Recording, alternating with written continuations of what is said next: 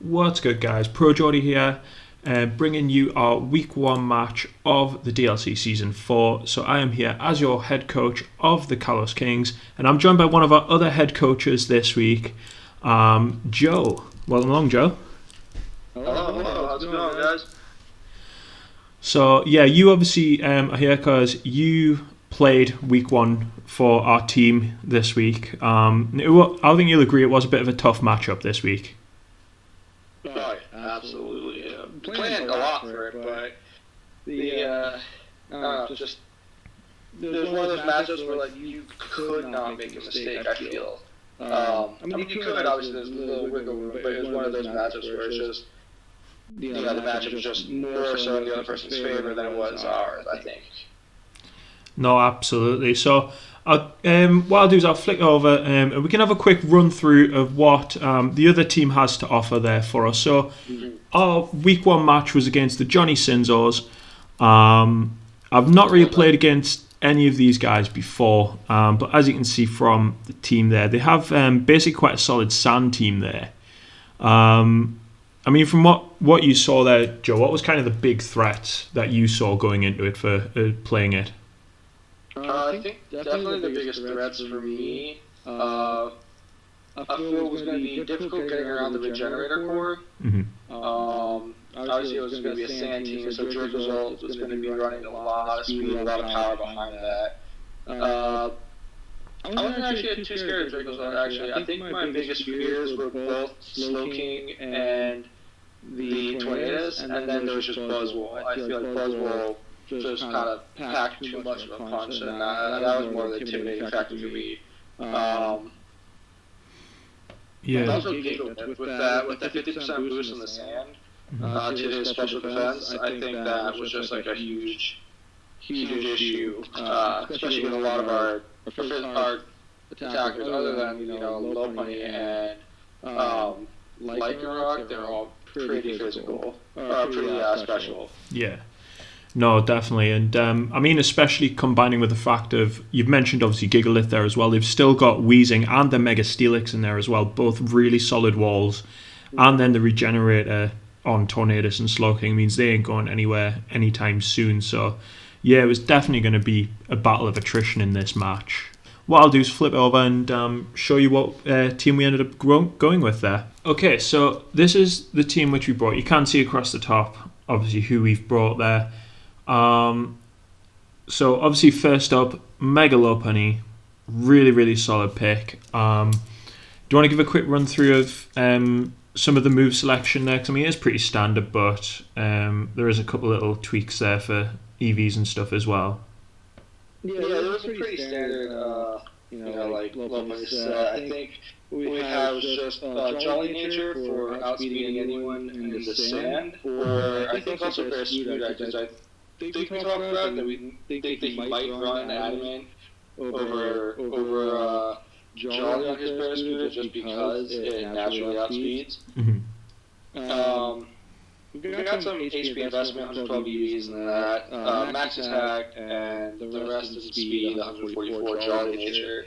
And like you said, it was just a basic low money set with fake out U-turn, close combat, and return. With that. And obviously the scrappy ability, you can't change the Mega. But. Yeah.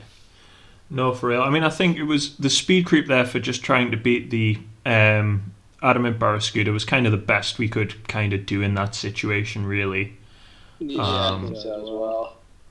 I mean, there was a bit of a thing of which way we swung it, but I think having the couple extra EVs in the HP, there was some calc that we ran for it, and I can't remember off the top of my head. But it basically just meant that it was a roll to live rather than just a straight up kill. Yeah. I think that's why I think the rest of our team we did pretty bulky actually. Like with Tapu Lele, Gligar obviously was going to be a little bit of a bulk. Hydreigon was a bulk type. Kind of bulky. Yeah. I mean, apart from Lycanroc, I think everything had a bit of natural bulk in it, so it wasn't so bad. based on their team, I think that's why we had decided to put mostly the EVs and health as opposed to choosing which side, either physical or special, to invest in for defensive. Yeah. No, for real. We need to kind of just make that check there, because there was a few different options, and we don't. Obviously, you don't want Lopunny to be hit because it is so fragile. Paper thin defenses. I think the rest of the team, is just natural. We had like Calm Nature, leftovers, Lily with aromatherapy, just in case you tried with any status element. Yeah, I mean, Side Shock and then Blast. Yeah. What were you saying? No, it was fine. I was just flicking over to Lily because obviously we went with quite the specially bulky one on this, and putting all the extra investment into this special defense there. Which I think obviously we haven't shown Gligar yet, but that it kind of complemented having the Gligar, which is obviously going to be extremely physically bulky as well, and gave us a nice wall for each as well. I think so. Yeah, I think they definitely both really complement each other really well.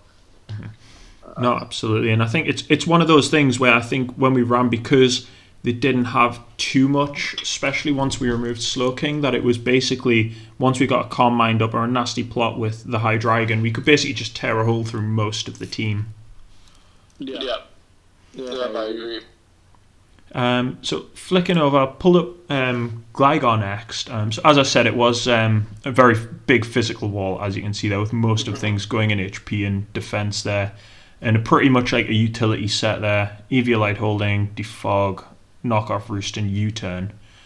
So quite a nice pivot in there. Longevity with the Roost, and it's our main Defog option as well. Yeah. And obviously ground type as well. Nice little boost in the sand. Agreed. And the poison immunity, which is great, and then obviously got flying, so we have our own ground immunity with secondary ground immunity, thanks to Levitate on the Hydreigon. Mm-hmm. Yeah, absolutely. Which obviously, as I mentioned as well, like having the nasty plot on that helped us potentially tear quite a big hole through the team there. So going nasty plot Life Orb to maximise that damage was really nice, I think. I agree. Having Earth Power and Dark Pulse between them pretty much covered. I think it covered actually the entire team there in those two moves, which was super clutch as well. Oh yeah. Yeah, actually hit everything on that, other than once you had that Buzzwole. I think that's the only thing that wasn't going to get too much. Actually, I don't know. I probably could count it. How much +2 Dark Pulse or Earth Power would have done. Yeah. Resisting both of those kind of makes me think I don't think he would have taken that much, but everything else just got destroyed with those. Oh yeah, but I think Buzzwole's not that specially defensive anyway, so I think it would have still been a decent amount of damage, and he wouldn't have wanted to take it at all. Yeah. But yeah, I mean, obviously, pretty much max as much as we can in special attack for that 252 with the plus, and then the rest split over the speed and the HP. The speed was there, I believe. The speed was there to creep the 95 speed tiers, I think it was, that were non-nature invested. It was 95 or 96 speed tier that he had in there. So that was really good as well, because I think it basically meant it outsped most things outside of the sand. So that was super nice. Mm-hmm. Moving on, our main rock setter in Lycanroc. I really like this. I really like that pick too as well. Maybe happy we got both of them for the low tier. Mm-hmm. We were thinking about the midnight one, I believe. Yeah. At first, and then we saw this one is still available for that low tier pick. So I was really happy that we got to grab them. Yeah, absolutely. And I mean, Tough Claws plus such a high attack stat, plus then we throw in the Expert Belt as well in this case, and the fact that we can do that with priority, and then we've also got in the Cell Rock, and then we've also got like Drill Run that we can run in there, and just Stone Edge in general, which is just nuts power. Oh yeah, God, once it connects, yeah. Oh yeah. Absolutely, and with that high speed as well, we can obviously then quite a lot of the time throw up the stealth rocks before they pivot out with a U-turn or volt switch as well, which is always super, super nice as well. Very true. And yeah, rounding off the team, this was the pick which I'm 100% happy you grabbed. Like, obviously, I said on the team analysis video for us, like, it's a mon I've never used before. You scooped it up as the last pick, and 100%, like, in testing, it super impressed me. I'm really glad. I didn't think anybody else was gonna like grab it when we were coming down for that last round pick. And I've been testing with it a little bit. I've been doing a couple, like watching a couple videos on him, and just really wanted to like bring this mon back. So I was really happy we got him because the coverage was really good. It's very defensive, very physically and specially defensive. Hard to get around, but also hits pretty hard. And I just thought, maybe something with like Destiny Bond or all 3 status moves could like be a really big help. As you know, like I'm a person who absolutely loves ghost types, so yeah. Once this was on the table, it was just Yeah, definitely, and I think having that trick choice scarf option as well was kind of it's a little bit dirty as well on this set, but I think definitely I think the only thing I kind of looking back maybe change on this set was potentially swapping Sucker Punch for Pursuit, just for those pivots with the regenerator core. But even then, that's such a minus thing, and I don't even think watching the match back, I don't think that actually would have impacted things in any way. Mm-hmm. So, but yeah, I mean, having again another physically bulky, going down that route because of how physical like having the sand core was there as well. And boosting that all out, and then also giving us the Will-O-Wisp in there, tricking the choice scarf, which is super nice, infiltrator to get around stuff, super good, and then protect just for some general scouting, and also just chip off an extra bit of burn damage there after the wisp is super nice. Yeah, I agree. And I completely forgot that I even have to check looking back on turn. That turn 1 should have been that should have been the move I chose. Well, the only thing is, at that point, you'd have been choiced into the protect, so you kind of have to go with the trick there. Yeah.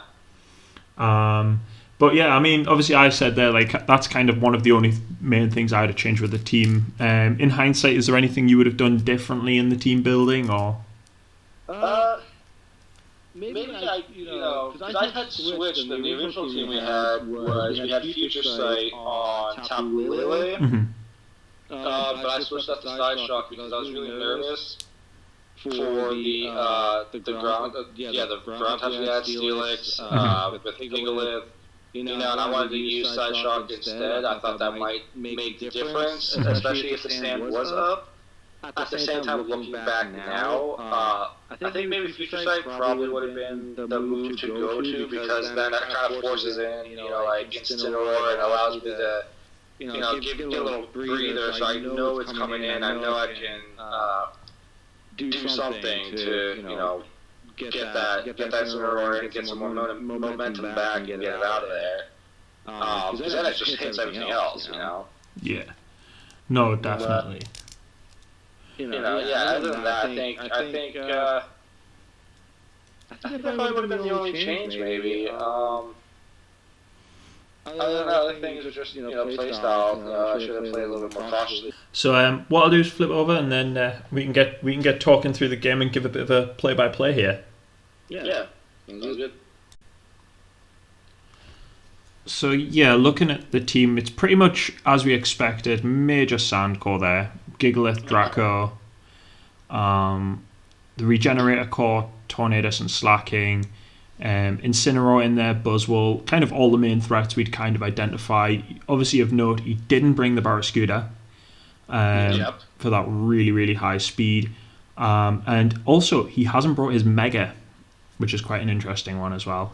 Yeah, I was actually really expecting Mega Steelix, because he actually did a lot of work against us as well. I mean, that natural 255 base defense, it's just unworkable. Once you get our physical threats out of there, he's an immediate threat to everything. Yeah, definitely. And I mean, especially the fact of realistically, if he brought it, we'd have been relying on Lele and Hydreigon to kind of get rid of it, I think. Because Lopunny and... I mean, maybe with the expert belt and things on Lycanroc, we could have powered through it potentially with Drill Run. Because that was one of the main reasons for setting up like that, so we actually did do a decent amount to it. But yeah, I understand why he hasn't brought it. Yeah. So yeah, what I'll do is I'll start running through this. So pause that, otherwise you'll not be able to hear us talking. So obviously, kind of leads off with the Tornadus there, and we go for the thing as we mentioned before, where you do manage to trick the Choice Scarf up for the Assault Vest there. Yeah, that kind of hurt with only having the one attack move on that.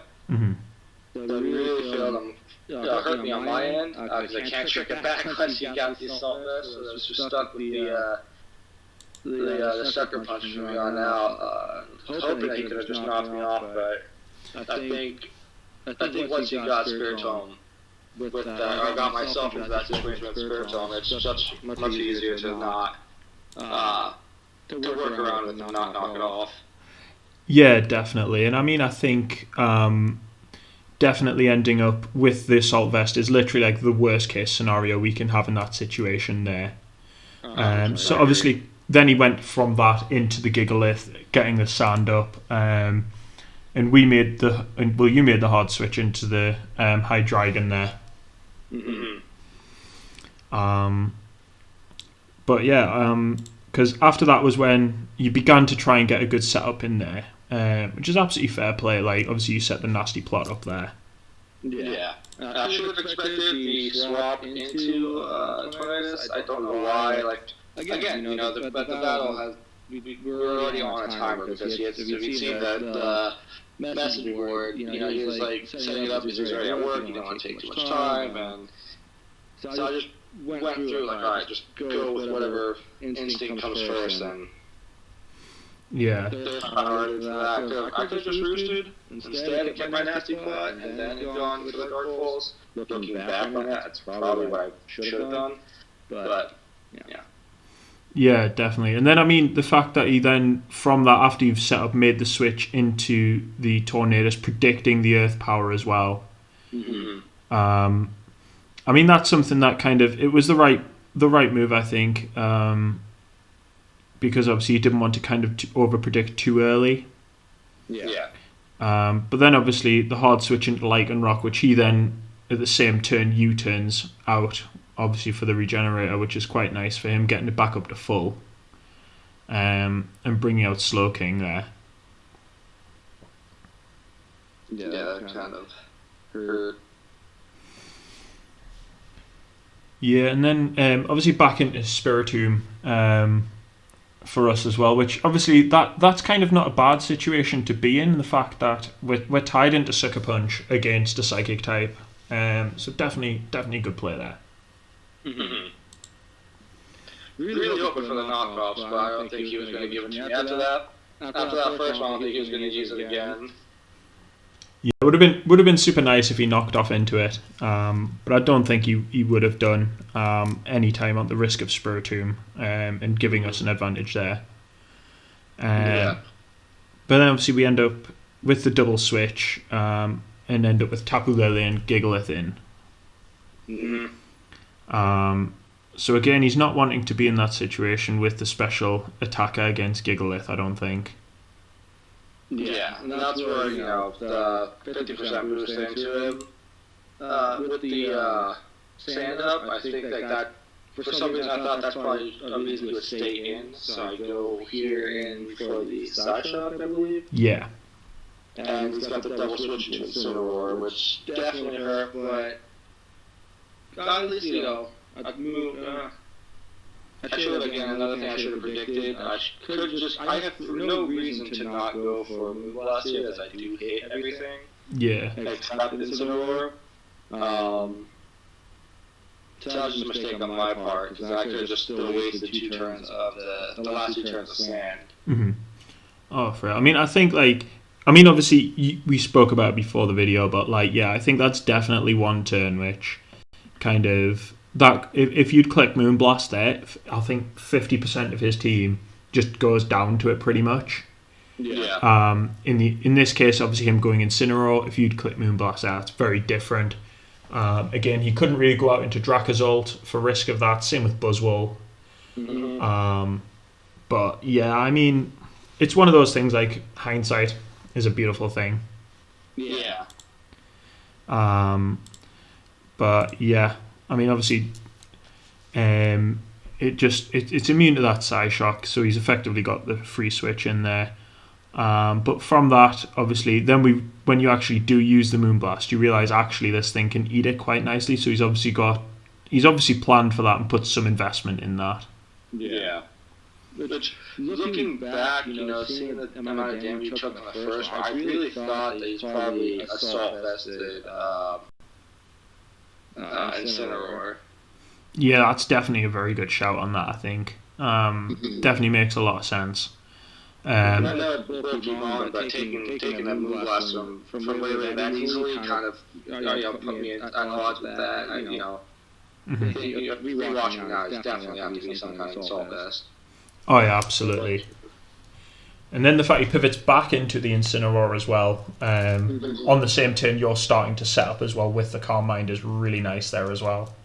Because it gives you a nice little free setup there. Yeah. And then obviously the Moonblast puts it in range, but he manages to get off the Flare Blitz and just completely body it there.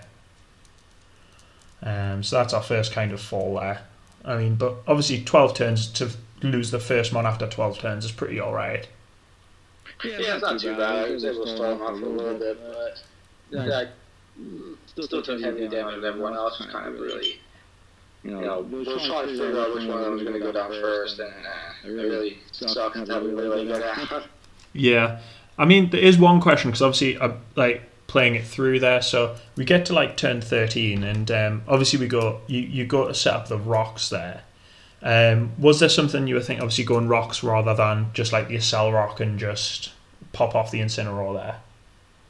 Honestly, I think that was just a misclick on my end. I'm pretty sure I wanted to just go for the Accel Rock, because I don't see a reason to have set up rocks at that point. I could have set them up in front of Gigalith the next time he came in if I wanted to. I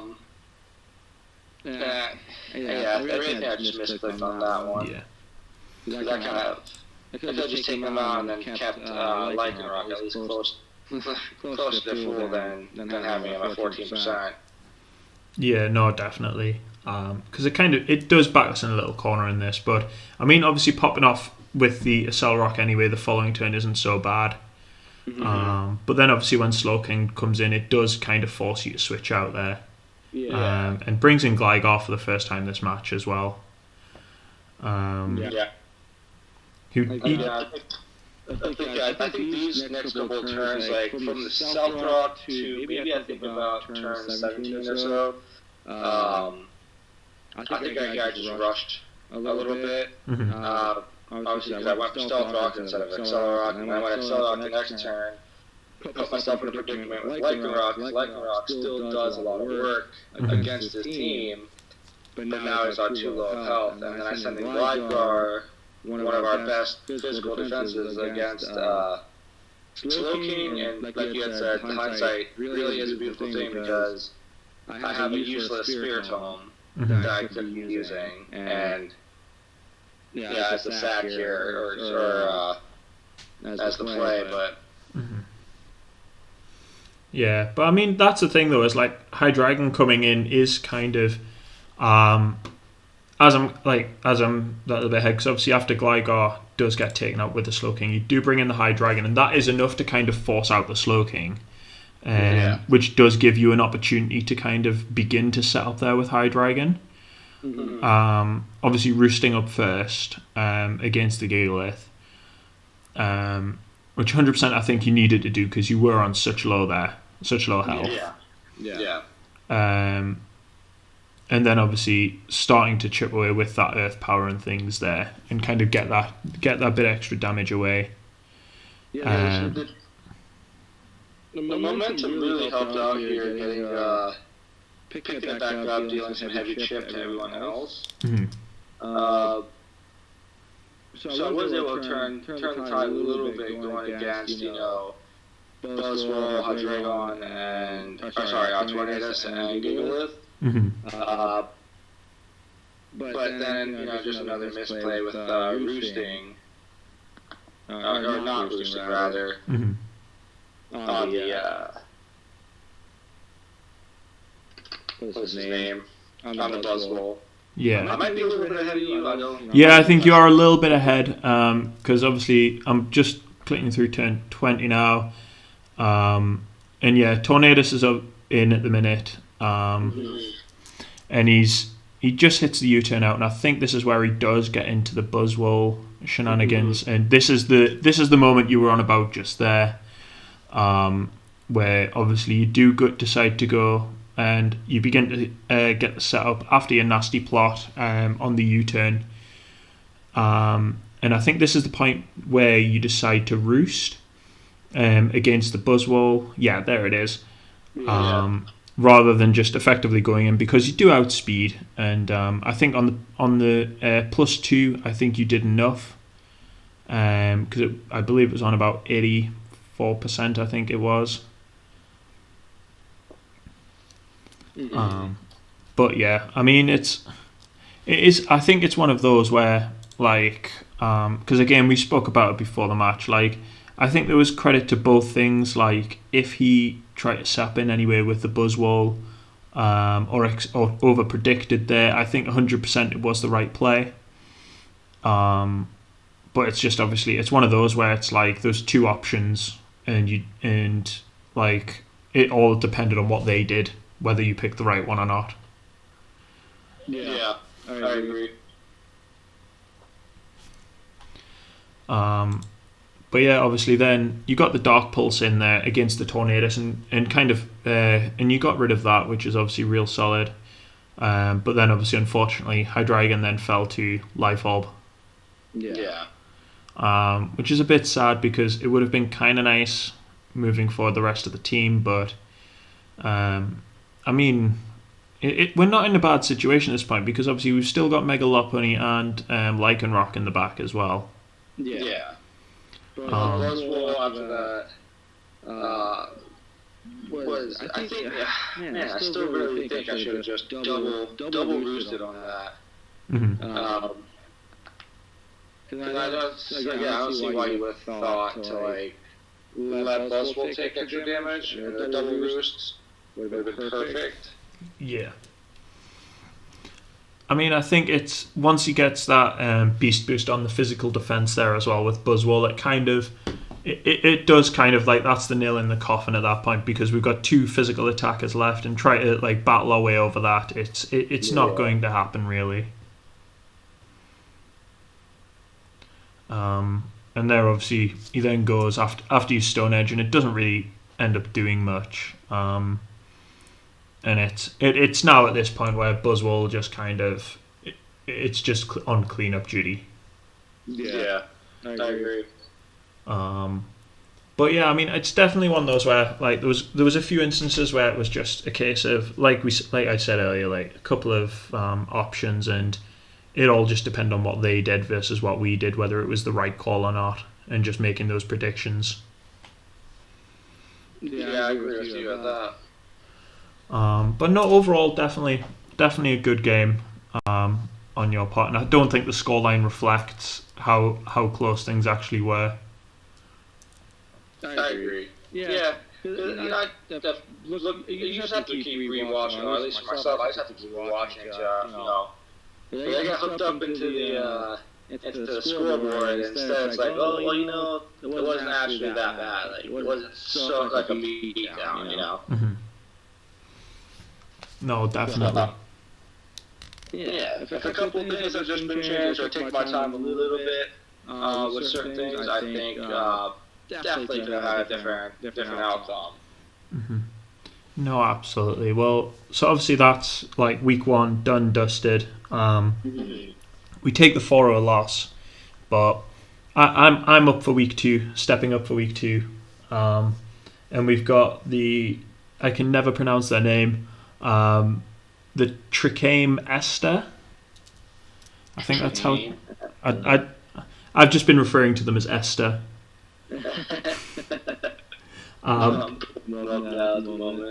But yeah, we got those guys this week.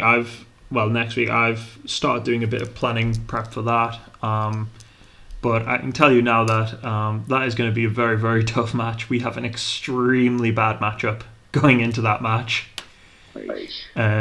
So that is fun. Hopefully I can make it 1-1, but I'm not 100% confident as I would like to be. I think we can make it happen. Definitely make it work. I mean, we played pretty well for the Sinzors, despite that matchup. So I think we can definitely make this one work just as well. Yeah. No worries. Well, thank you obviously for jumping on the call, Joe, and talking through everything there. It's really good to get another opinion on it, especially when it's someone else who's done the match there. Yeah. No, absolutely. So I'm excited for week 2. I see what was going through your head and everything for this battle coming up. So it'll be nice. Definitely nice to keep going through this as a team, keep talking about these plays and going through these rosters with each other. Definitely, and having our secret weapon of Brooke in the back as well. Bring her out towards the end of the season when people forget she's even there, and that'll throw some people. Yeah. But no, thank you for coming along, guys. Really appreciate it, and we will see you along next week for week 2, and see if we can get our first W of the season. So I'll catch you guys later.